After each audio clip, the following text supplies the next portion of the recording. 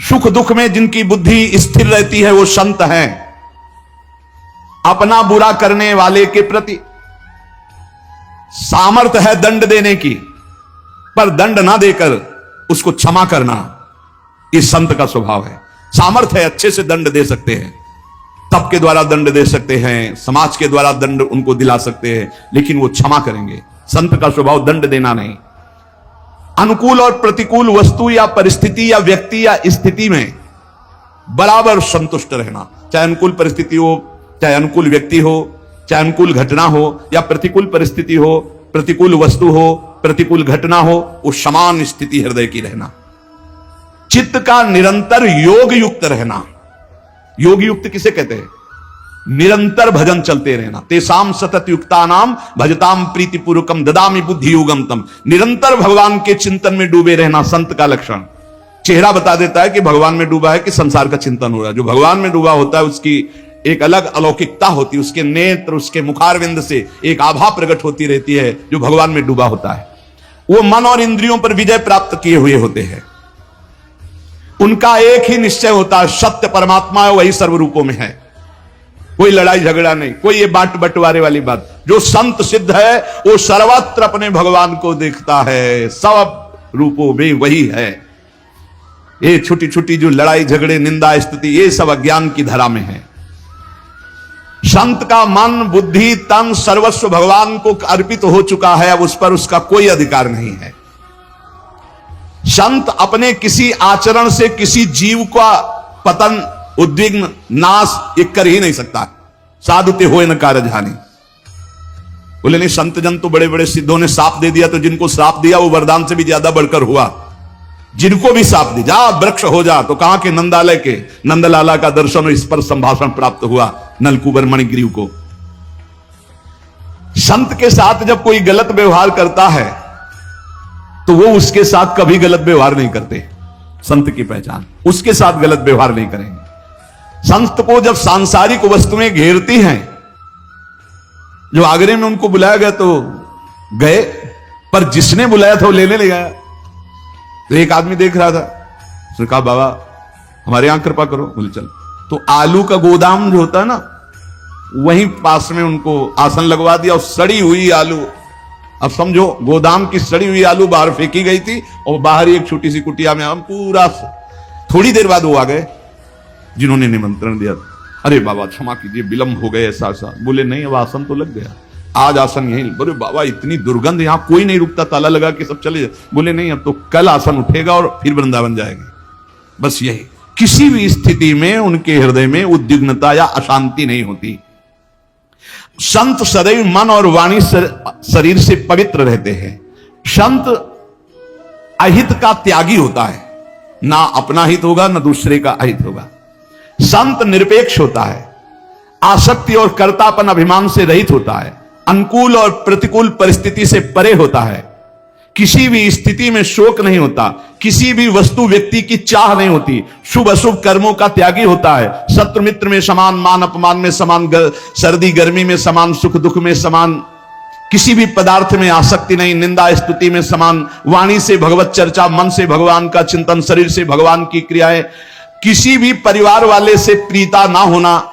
संत अपने जहां वास कर रहे हैं वहां प्रीता न होना कि मेरा घर है, हर समय परमात्मा में स्थिति रहना, ये बाह्य संतों के लक्षण हैं। संत भगवान कभी कभी भगवान के गुप्त संकेत पाकर कुछ ऐसी लीलाएं करते हैं जो लोकोत्तर हुआ करती, समझ में नहीं आता ऐसा कैसे हो सकता है।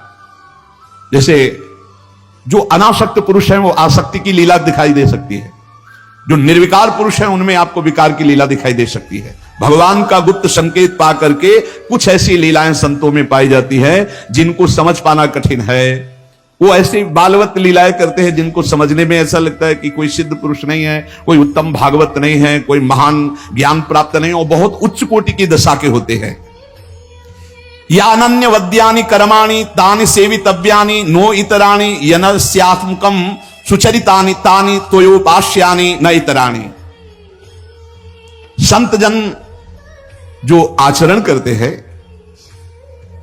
वो बड़ा बंदनीय होता है, परिणाम में देखने में जरूर ऐसा लग सकता है कि ये मलिन कर्म है, ऐसा तुम्हें दिखाई दे सकता है, लेकिन उसका परिणाम बड़ा मंगल हो जाएगा। दृष्टि में दोनों समान है, लेकिन आहार का भेद है और व्यवहार का भेद है। हाथी की बड़े बड़े राजा लोग बड़े बड़े सवारी करते हैं लोग, पर कुत्ते की सवारी तो केवल भैरव बाबा ही करते हैं, दूसरे के सामर्थ्य नहीं। भैरव जी का वाहन। गाय का एक ही लाइन में रखा गया है, विद्या विनय संपन्न ब्राह्मणे गवि हस्तनी। गाय, इनमें भगवत दर्शन कर रहे हैं। सुनी चौपाके चपंडिता समदर्शिना। चांडाल में, कुत्ते में, हाथी में, सब में भगवान का भाव करना, लेकिन व्यवहार नहीं हो सकता। व्यवहार में विषमता रहेगी। व्यवहार में जो क्षमता करता है या तो पागल है और या उसको ज्ञान नहीं है। व्यवहार में विषमता बनी रहेगी। जैसे हम एक ही खाद्य से सबको पुष्ट नहीं कर सकते, सबका अलग अलग खाद्य है, विलक्षण है। व्यवहार में विलक्षणता रहेगी, व्यवहार में विषमता रहेगी। जैसे हमारे अपने संपूर्ण देह है, पर अलग अलग विषमता है। आंख देखने का काम करती है, कान सुनने का काम करती है, जबान बोलने का काम करती है, रसेंद्रिय स्वाद का काम करती। व्यवहार में भिन्नता है। ऐसा नहीं कि व्यवहार में समानता। अपने ही शरीर में हम नहीं कर सकते। नीचे के अंगों को छूने के बाद हाथ धोते हैं, ऊपर के अंग छूने पर कोई बात नहीं होती। तो विषमता क्यों? कि शरीर तो तुम्हारा ही है ना, फिर व्यवहार में विषमता क्यों? बोले नहीं, जो व्यवहार में विषमता है वो होनी ही चाहिए। अगर नहीं होगी तो या तो वो मूर्ख है या उसका ज्ञान नहीं है, उसे शास्त्रीय ज्ञान नहीं है। तो यहां कह रहे हैं जो संत ऐसे होते हैं उनके व्यवहार की विषमता को देखकर कहीं ये ना समझ लिया जाए कि इनको ज्ञान नहीं, क्योंकि ज्ञानी वही है जो सम है। व्यवहारिक विषमता को देख करके संत पर दोष दर्शन न किया जाए। कल चर्चा हुई थी, जैसे माता, बहन, पुत्री, पत्नी, चारों स्त्री शरीर हैं, पर व्यवहार में विषमता रहेगी। पत्नी के साथ व्यवहार और होगा, और माता, बहन, बेटी के साथ परम पूज्य धर्म में व्यवहार और होगा, पत्नी का धर्म में व्यवहार और होगा। वो ज्ञानी है, वो चारों में ब्रह्म एक ही देख रहा है, लेकिन व्यवहार जो पत्नी के साथ है वो अगर तीनों के साथ दृष्टि मात्र कर ले तो वो अपराधी माना जाएगा और दुर्गति को प्राप्त हो जाएगा। जो माता, बहन और बेटी पर जो पत्नी के साथ व्यवहार है वो व्यवहार की सोच ले तो वो नष्ट हो जाएगा। व्यवहार में विषमता है और दृष्टि में क्षमता है। जो ज्ञानी महापुरुष, संत महापुरुष हैं, जब शास्त्रों का सम्यक स्वाध्याय होता है तब ये बात समझ में आती है। अपने आप को केवल अगर भगवत विश्वास, पहले तो हमें लगता है कि प्रार्थना करनी चाहिए भगवान से कि हमें संत समागम दीजिए। स्वयं परिचय नहीं बनाना चाहिए किसी से, और भगवान से प्रेरित करे कि आप जानते हो हमको, संतों को भी जानते हो, तो आप अपने सिद्ध संतों से, शुद्ध संतों से, भगवत प्रेमी महात्माओं से संबंध, और जब मिल जाए तो बस ऐसे हो जाओ जैसे वो चला रहे हैं वैसे चलो, ठीक स्थान पर पहुंच जाओगे। तुम्हारी बुद्धि मलिन है, तुम्हारी बुद्धि विषयी है, तुम्हारी बुद्धि अहंकार से युक्त होकर चलती है, उनके सहारे हो जाओ। बिल्कुल आपको लगेगा ये नाव डूब रही है, सच्ची मानो ना पानी रह जाएगा ना डूबना रह जाएगा। तुम्हें बिल्कुल लगेगा कि अब तो गए नहीं, बिल्कुल स्थिर हो गए। तुम परिणाम में देख लेना, परिणाम तक तुम्हारी बुद्धि नहीं पहुंचती, क्योंकि वो बहुत सूक्ष्म परिणाम है, सूक्ष्म तरम, सूक्ष्म से भी सूक्ष्म परिणाम है, और इसी का दुरुपयोग किया जाता है। इसी साधुता की महिमा का फिर पाखंड के द्वारा दुरुपयोग किया जाता है, इसी का नाटक किया जाता है, इसी का पाखंड किया जाता है, तभी वो फिर मलिनता आ जाती है। जो सिद्ध संत होते हैं, जो भगवत मार्ग के संत होते हैं, आज तक किसी का मंगल नहीं हुआ। इतिहास साक्षी है कि जो संत हैं, जो साधक हैं उत्तम भगवत प्राप्ति के मार्ग में चलने वाले, वो विद्या विनय संपन्ने ब्राह्मणे गविहस्तनी सुनी चौसुपाके च पंडिता समदर्शिना, वो समदर्शी होते हैं। वो विद्या विनय से संपन्न ब्राह्मण में, गाय में, कुत्ते में, चांडाल में, हाथी में एक ही परमात्मा तत्व को देखते हैं जो है विराजमान है। पर कुछ लोगों का कहना है कि बर्ताव समान होना चाहिए। बर्ताव समान हो ही नहीं सकता। बर्ताव में विषमता होगी, दृष्टि में समानता होगी। वो अज्ञानी है जो वर्ताव में समानता की बात करे। कल चर्चा हुई थी कि वर्ताव में समानता हो ही नहीं सकती। कुछ लोग इसका उल्टा भाव लेते हैं कि वही समदर्शी, वही ज्ञानी है, वही महात्मा है जिसका व्यवहार समान हो। व्यवहार समान नहीं हो सकता। व्यवहार में भेद होगा, विषमता होगी, संभव ही नहीं है। जैसे कल चर्चा हुई थी कि हमें हाथी का पेट भरना है और कुत्ते का पेट भरना है, तो जिससे हाथी का पेट भरेगा उससे कुत्ता खाएगा ही नहीं। बड़े बड़े पत्ते, घास, डाल, उससे उसका पेट भरता है, और कुत्ते को रोटी दे दो उससे पेट भर जाएगा। दृष्टि शास्त्र विरुद्ध उनमें नहीं हो सकता। आपको लग सकता है, जैसे कल सुनाया था कि वो डंडा लेके दौड़े, पर वो मारने के लिए नहीं था।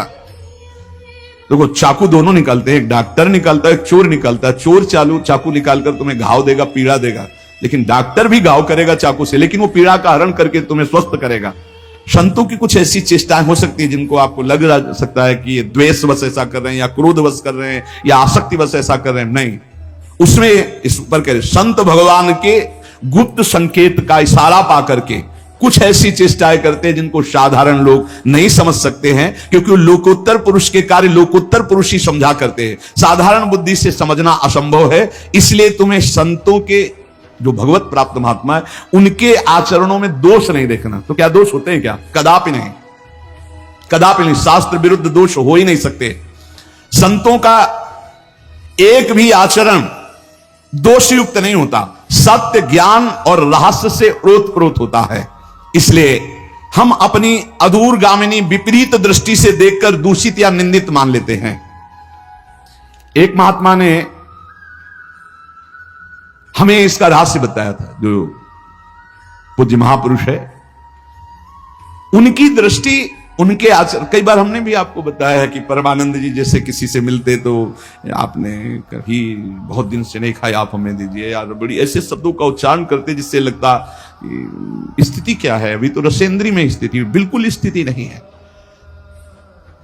भगवान उनको आदेश करते हैं कि आप अपने को ऐसे, तो भगवान के यंत्र है, जैसे भगवान चलाते वैसे। सच्ची माने अहम का जब नाश हो जाता है तो बड़ा आनंदमय जीवन होता है, बाहर से लोगों को दिखाई देता है, क्योंकि वो संकल्प विकल्प और अहंकार से चलते हैं। जब भगवान के हाथों में अपने आप को, एक संत ने बताया कि जब भगवान के हाथों अपने आप को सौंप देते हैं तो भगवान अपने हाथों की कठपुतली बनाकर संतों से जगत मंगल कराते रहते हैं, जगत मंगल। अब क्या होता है कि उन्हीं सिद्ध महापुरुषों की हम नकल करेंगे तो हमारी दुर्गति हो जाएगी, हमारा सर्वनाश हो जाएगा, क्योंकि हमारी स्थिति तो है नहीं, उनमें संभालने की स्थिति है। वो आपको ऐसी धरा से उठाकर अध्यात्म की ऊंचाई पर पहुंचा देंगे जहां बड़ी साधना से भी नहीं पहुंचा जा सकता। इसीलिए तात स्वर्ग अपवर्ग सुख धरी तुलाए कंग, तुलनताय सकल मिली जो सुख लव सत्संग। काशी नगरी में हाहाकार मच गया। कोई कहता पहले से कहते थे ऐसे ही है, कोई कहता नहीं नहीं ये इनकी लीला है, बिल्कुल नहीं मान सकते, कुछ भी करे ये साक्षात भगवत प्राप्त महापुरुष है। बड़ी अलग अलग भावनाएं। कुछ ऐसे चुपके जो निष्ठावान थे वो जाकर दंडवत करते, बकाया भीड़ तो खत्म हो गई, राजा को अश्रद्धा हो गई काशी नरेश को कि ऐसा भाई अगर लीला भी करनी तो ऐसी लीला जिससे हजारों की श्रद्धा का नाश हो जाए। बहुत कबीरदास जी वहां गए तो उतर के साष्टांग दंडवत करता, श्रद्धा ही खत्म हो गई तो साष्टांग दंड, तो जल लिया और शांत शांत शांत। उनका अब क्या लीला कर रहे हो, अब क्या शांत शांत? बोले जगन्नाथपुरी में उनके पार्षद के वस्त्र में आग लग गई, तो आग लग रही थी, उसको शांत किया। यहां से जगन्नाथपुरी की आग शांत कर, तुरंत घोड़े दौड़ाए। कुछ समय बाद सूचना आई, यहां कबीरदास जी यहां थे, उन्होंने ही आग बुझी, तो उनको लगा रहे तो सिद्ध चमत्कारी पुरुष। तो कभी कभी अपनी निंदा और अपनी प्रतिष्ठा का जो नाश करने वाले व्यवहार हैं वो दूसरों के कल्याण के लिए उनका प्रतिकार भी किया जाता है। जरूर ऐसा होता है, जीवन में ऐसा होता है, जो भगवत मार्ग में चलने वाले होते हैं ऐसा कुछ को सह लिया जाता है और कुछ का प्रतिकार किया जाता है। कभी कभी संत महापुरुषों को अपनी निंदा और अपमान करने वालों का भारी प्रतिकार करना पड़ता है, उनको उतरना पड़ता है। क्यों? क्योंकि हजारों की श्रद्धा का विषय होता है, हजारों की श्रद्धा का नाश उसमें हो जाता है। संसारिक पुरुषों को ऐसा लगता है ऐसा कैसे हो सकता है, तो तुम प्रभु को नहीं जानते इसलिए तुम्हारे हृदय में ऐसा। एक दिन चर्चा में सुनाया था कि अगर पत्थर में कमल खिल गए हैं ऐसा कोई कह दे और वो नाम जापक है तो मान लेना ऐसा हो सकता है। पत्थर में कमल खिल गए क्योंकि भगवान का भक्त है, वो नाम जापक। कर तुम अकर तुम अन्यथा कर तुम सर्व समर्था सा ईश्वरा। उन्हीं भगवान के प्रताप से सब हो रहा है, उन्हीं के भगवान के, तभी उसी प्रताप को तो तुम देखो, उसी प्रताप को देखो। तो क्या वो मान प्रतिष्ठा की प्राप्ति स्वीकार करते हैं संत जन, या मान प्रतिष्ठा को विरोध कर देते हैं? तो कहते देश काल और नहीं सकता, पक्का समझ लो, विश्वास करो। दूसरी बात, कभी हम जिस व्यक्ति को जानते हैं झूठ बोलता है, व्यभिचार करता है, गंदे आचरण करता है, हम कभी उसको पास न बैठने दें।